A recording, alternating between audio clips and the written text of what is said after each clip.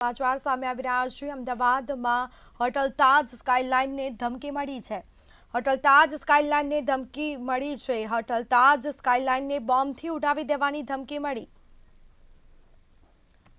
તો સિંધુ ભવન રોડ ઉપર આવેલી હોટલ તાજને ધમકી મળી છે। સમગ્ર મામલે તપાસ કરવામાં આવી છે। પાકિસ્તાની નંબર પરથી કોલ આવતા હોટલમાં હડકંપ મચી, જેમાં હોટલ મેનેજમેન્ટ દ્વારા તાત્કાલિક પોલીસને પણ જાણ કરવામાં આવી છે। ડોગ સ્ક્વોડ સહિત પોલીસનો કાફલો ઘટના સ્થળે પહોંચ્યો હતો। 2 કલાકના ચેકિંગ બાદ શંકાસ્પદ વસ્તુ ન મળતા રાહતનો શ્વાસ લીધો છે।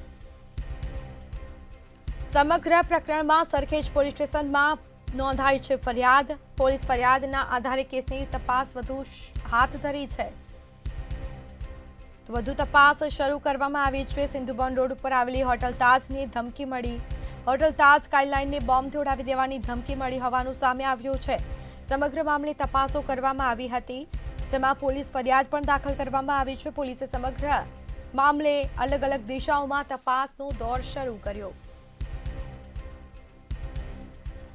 તો હોટલ તાજ સ્કાયલાઇનને ધમકી મળી હોવાનું પણ સામે આવ્યું છે, જેમાં પાકિસ્તાન નંબરથી ફોન આવ્યો અને તેને જ લઈને હોટલમાં હડકંપ મચવા પામી લોકોના જીવ તાળવે ચોંટ્યા હતા। ડોગ સ્ક્વોડ સહિત પોલીસનો કાફલો પણ ઘટના સ્થળે પહોંચ્યો। સમગ્ર મામલે તપાસ કરી હતી। કોઈ શંકાસ્પદ વસ્તુ મળી આવ્યું નથી। લોકોએ રાહતનો શ્વાસ લીધો છે।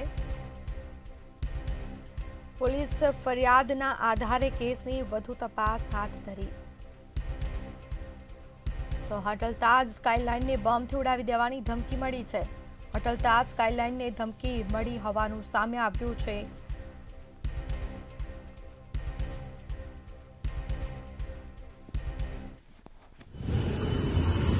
સિંધુ ભવન રોડ ઉપર આવેલી હોટલ તાજ સ્કાયલાઇન છે તેને બોમ્બથી ઉડાવી દેવાની ધમકી મળતા હડકંપ મચ્યો હતો।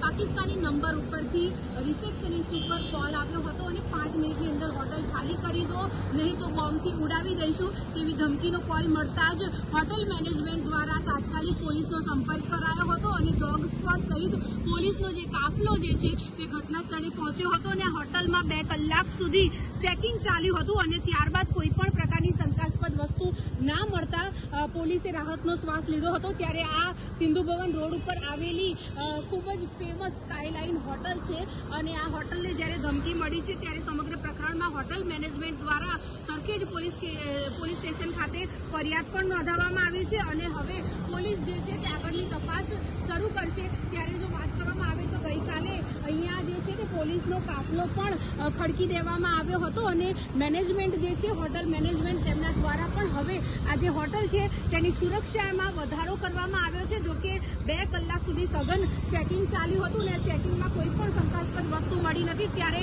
સરખેજ પોલીસ સ્ટેશનમાં જ્યારે ફરિયાદ દાખલ કરવામાં આવી છે ત્યારે પોલીસ હવે આગળની તપાસ જે છે તે હાથ ધરી છે। કેમેરા પર્સન કેતન શ્રીમાળી સાથે અનિતા પરમાર, મંતવ્ય ન્યૂઝ, અમદાવાદ।